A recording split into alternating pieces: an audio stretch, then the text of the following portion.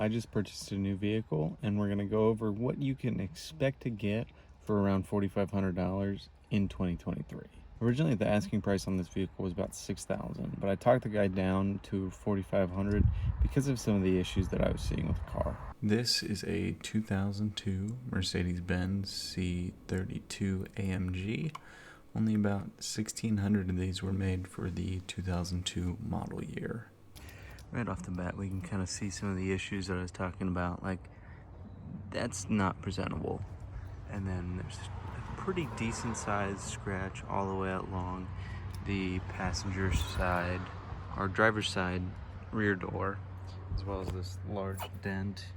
And then with the key here, it's got sort of a machine gun effect on that side and just doesn't work at all on this side. Yeah, so this side, like I said, just doesn't work.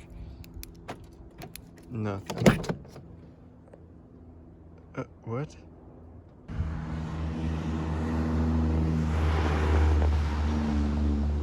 Did not expect that to make that noise. Okay, well, this was broken, but it's working now. When I bought the car, that was one of the reasons that I got the guy down, was because this was inoperable. This whole thing was screwed out and then just off to the side, like it was shoved in there just like that, and that was it. It didn't move, didn't do anything, but I guess it just fixed itself. So I don't know. A lot of electrical gremlins in this car, and that's kind of a big portion of why I decided, to negotiate. And then we got missing pieces there. C32 AMG. In the trunk, he took out the spare tire, spare donut, but then you got all of the things that back here still work. Like I said, a lot of it is just like loose plastic and other little issues that I was, wanted to get some money off for. So yeah, like that guy just fell off. Still comes with the original first aid kit, which I thought was pretty entertaining. But, it wasn't tinted, or if it was, this portion actually got broken into at one point. But it was replaced without insurance, so it still has a clean title. But this whole area is pretty sun bleached, so may try and dye it at some point in time, but we'll see. I want to get tinted first. One of the other large issues here is this falling headliner, which is pretty gnarly, as well as like a bunch of dirt and grime and other things that are along the headliner. But for $4,500, what can you expect? More missing pieces here. But ultimately, I looked at it like all of the windows work, the sunroof works, it pops open like that or slides all the way back. And this is the AMG, so it is a V6 supercharged. It's putting out about 349 horsepower. But there's plenty of things that are wrong with it, like that intake boot is messed up. This whole mesh part, which I'm pretty sure is just a cover regardless, but there's plenty of things that need to be addressed on this car, to the point that it was worth negotiating. The headlights pretty fogged over, so that needs to get addressed as well. When I got it, there was plenty of issues already. One of the parking lights in there, that one wasn't installed. It was leaking coolant, and there's a bunch of oil seepage out from the the valve cover gaskets on that one. So that's why you saw in the back there, I have the valve cover gasket just waiting for me to get it installed.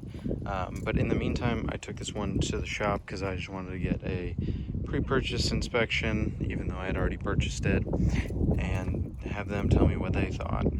Previous owner had driven it around with a bad oil gasket on the transmission. So essentially there was zero oil in the transmission, and there was a pretty gnarly shift between first and second gear, so much that the car lurched forward. So once we identified that, they were like, well, we can rebuild your transmission for $4,500. And that's not including labor either. That's $4,500 to rebuild it, and then $14,000 to put it back in the car. I instead opted to do a little bit of research and found out that the transmissions in these, the automatic 5-speeds, were used from 96 all the way to 2016. So there's several models of both Mercedes, Chrysler, and a bunch of other cars that use this same transmission that I could swap from. So I found one on eBay from a Chrysler Crossfire SRT6 that had only about 80,000 miles on it for about $700. So the question then became $700 or $4,500 for a transmission that already has 150,000 miles on it. And it was pretty obvious to me. Went with the SRT6, I had it shipped directly to the workshop and they swapped it out for me. No issues, runs great now. That being said, $4,500 was just the purchase price, and I've probably put in close to $6,000 with all of the necessary repairs. The water pump went out, the radiator had to be replaced, and then, you know, while we're in there, may as well swap out all the belts and everything else. So a lot of work to get this thing to even be semi-reliable. And then the idea with this one is that it's going to be the daily driver, so that way I can, you know, have the Miata down and do some of those larger projects like the transmission swap for the 6-speed, as well as the limited slip differential. Ultimately, I really like the look of it. The black and the blue is a really nice looking interior. And I think at one point I would like to sort of wrap the outside in a dark blue, because that was one of the options that they had for that year. So it's got to do some, you know, corrections on the body and things like that to make it, you know, worth wrapping. But once we get it there, I think it would actually look quite nice. And then I've already purchased new wheels for it, and I'll show you those here in a second. And then obviously I'm gonna need new tires as well. But yeah, it's big lemon to start with, and we've kind of made it halfway decent just in the short time that I've owned it already. And the wheels that I have on there right now are 18s, and they're staggered in the front and the back. So I decided to go with 19s just to fill a little bit of that gap. And these came off of a, what was it, SLK 550, I believe it was. So they're 19s, they'll fill a little bit of the gap, like I said, and I think they'll look quite good.